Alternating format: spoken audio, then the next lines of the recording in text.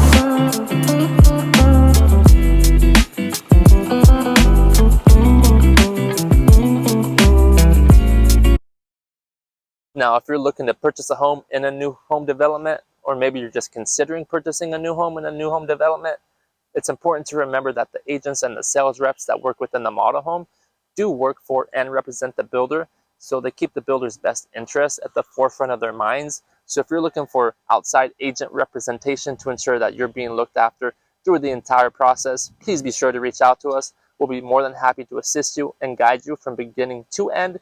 And also check out this video where we dive into the top 10 things you need to know prior to buying in a new home development.